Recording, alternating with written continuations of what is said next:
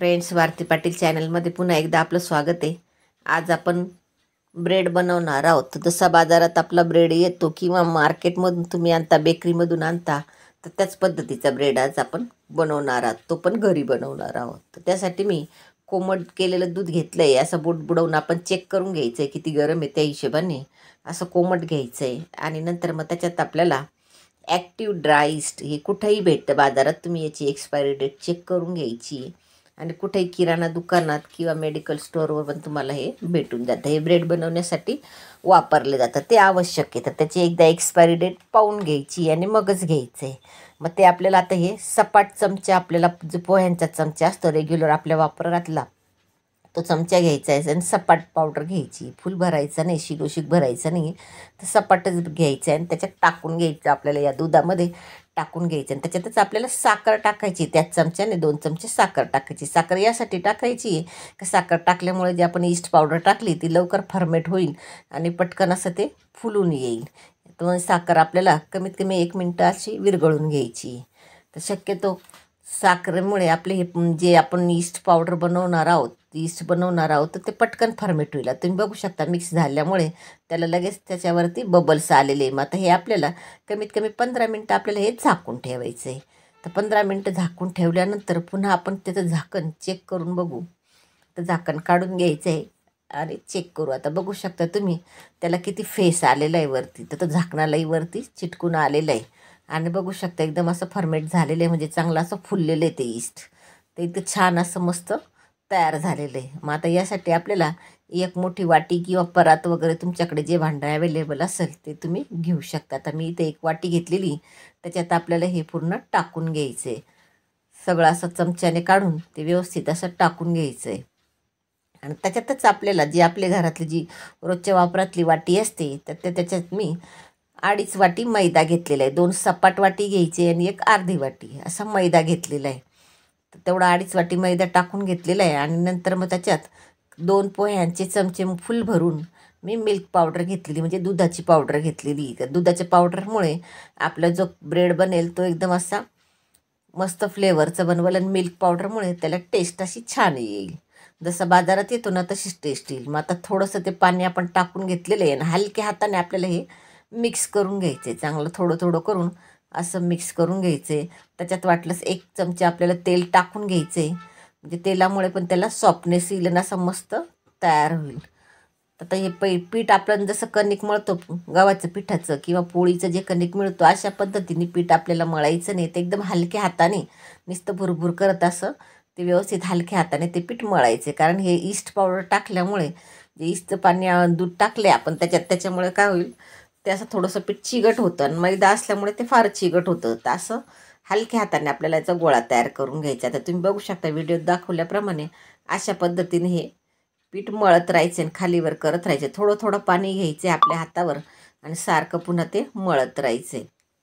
याच पद्धतीने आपल्याला हे खालीवर करून मी ज्या पद्धतीने भिजवते अशाच पद्धतीने आपल्याला हे पीठ भिजवायचे. तर असं खालीवर करून पुन्हा मिक्स करत राहायचे. त्याच्यामध्ये असं फोल्ड करत राहायचे. ज्या पद्धतीने आपण घड्या घालतो अशाच पद्धतीने हे पीठ आपलं कमीत कमी आपल्याला हे 10 मिनटं चांगलं मिक्स करायचं हे पीठ. तर असं करत करत जेवढं तुम्ही पिठाची मसाज कराल तेवढं तुमचे ब्रेड किंवा पाव तुम्ही जे बनवाल तर ते एकदम व्यवस्थित असे फुलतील आणि एकदम मस्त स्पंजी तयार होतील. कारण त्याच्यातली हवा आपल्याला निघणं गरजेचं आहे. आता थोडासा तेलाचा हात लावला आहे मी. पुन्हा ते पीठ आपल्याला मळून घ्यायचे खालीवर करून. अशाच पद्धतीने सारखं मळत राहायचं आहे कंटिन्यू.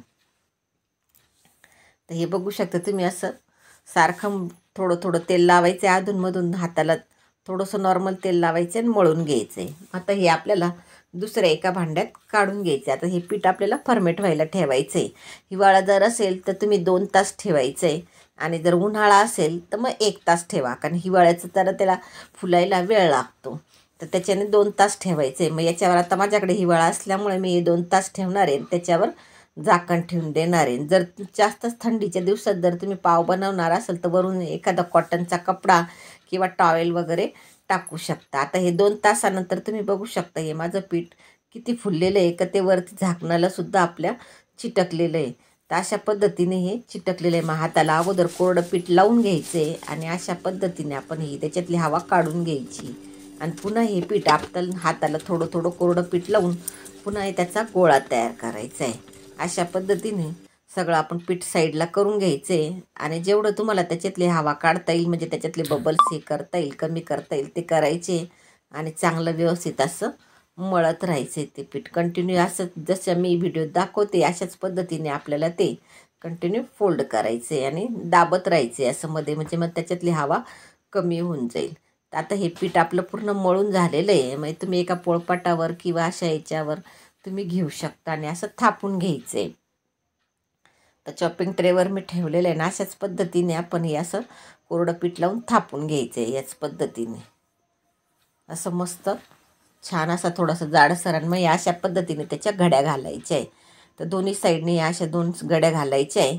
आणि नंतर मग त्याला आता ब्रेडचा आकार द्यायचा आहे. ब्रेड लांबट असतात, त्या भांड्यामध्ये बसण्यासाठी अशा पद्धतीने लांबट आकार देऊन घ्यायचा आहे त्याला. आणि मग नंतर ते जे असे हे तयार झालेले गोळे तयार झालेले, तर त्याला असं दाबून घ्यायचे आहे आपण, म्हणजे ते मध्ये पोकळ राहायला नको अशा हिशोबाने याला असं चिमट्या घेऊन असं थोडंसं असं दाबून घ्यायचं आहे. म्हणजे तो ब्रेड जेव्हा आपला फुलेल तर तेव्हा तो असं चिरायला नको किंवा मध्ये फाटायला नको.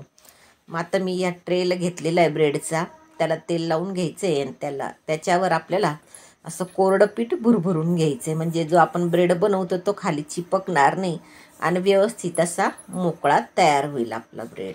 मग आता हे पूर्ण मी त्याच्यावर मैदा टाकून घेतलेला आहे, पूर्ण कोरडा मैदा टाकून घ्यायचा. आणि चारही बाजूने आपल्याला त्याला पीठ असं लावून घ्यायचं आहे, तो मैदा लावून घ्यायचा आहे. तोपर्यंत मी कढई गॅसवर ठेवलेली आहे. 15 मिनिट अगोदर आपल्याला ही कढई ठेवायची. आता हे पीठ भुरभुरून घेऊ आणि ह्या गोळा असा याच्यात आपल्याला टाकून घ्यायचा आहे. तो चिमटितलेला भाग आपण खाली ठेवायचा आणि वरून असं हे पीठ दाबून घ्यायचं आहे. आणि पुन्हा याच्यावर कपडा झाकून आपल्याला 1 तास हे ट्रेमध्ये हे पीठ असंच राहू द्यायचं आहे. मग आता हे 1 तास कपडा झाकून मी हे असंच ठेवणार आहे.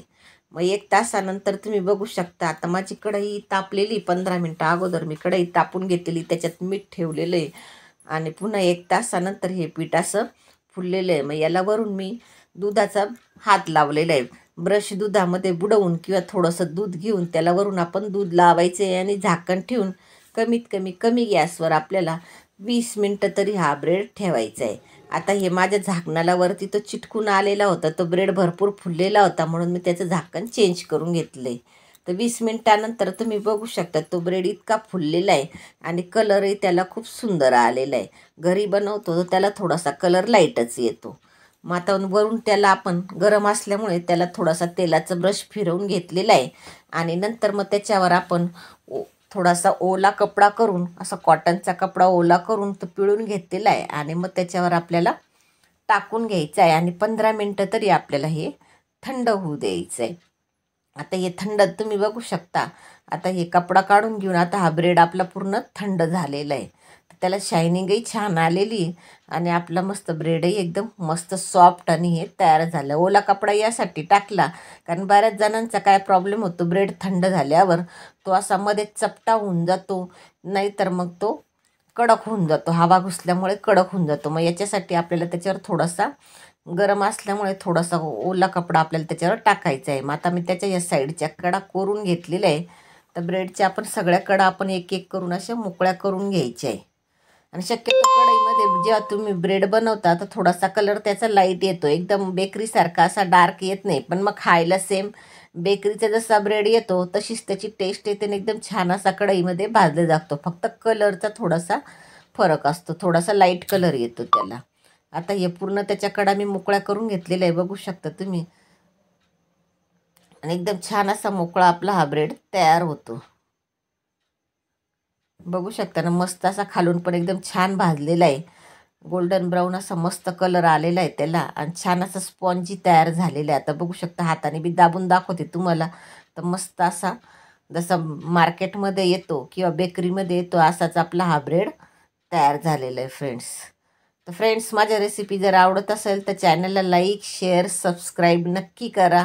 आणि नवीन असाल तर चॅनलला सबस्क्राईब अवश्य करा, कारण मी ज्या रेसिपी टाकते त्या तुमच्यापर्यंत पटकन पोचतील.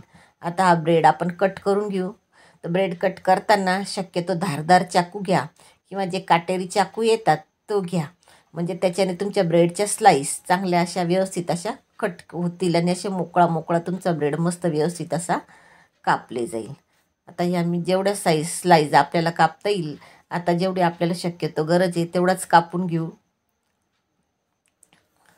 तर बघू शकता असा मस्त आपला हा स्पॉन्जी आणि एकदम जाळीदार असा हा आपला ब्रेड तयार झालेला आहे फ्रेंड्स. बघू शकता दाबल्याबरोबर किती छिद्रे पडलेले त्यांना बघू शकता, एकदम मस्त अशी जाळी पडलेली. तर जसा बाजारात येतो असाच आपला हा ब्रेड तयार झालेला आहे फ्रेंड्स. तर नक्की एकदा तरी घरी ही ब्रेडची रेसिपी ट्राय करून बघा. का मुलांना घरचं आणि एकदम होममेड आणि हायजिनिक असं खायला द्या. आणि अशाच पद्धतीने तुम्ही पावही तुम्ही बनवू शकता. तर फक्त लांबट ठेवायच्या ऐवजी तुम्ही गोळे करून कढईमध्ये तुम्ही तावा बनवू शकता. तसा मस्त आपला हा ब्रेड तयार झालेला फ्रेंड्स. तर नक्की ट्राय करून बघा. तोपर्यंत भेटू आपण पुढच्या व्हिडिओत. हा ब्रेडचे तुम्ही सँडविचही बनवू शकता किंवा चहासोबतही तुम्ही एन्जॉय करू शकतात. तर छान असे मस्त आपले हे ब्रेड तयार झालेले फ्रेंड्स. तर भेटू मग पुढच्या व्हिडिओत. धन्यवाद.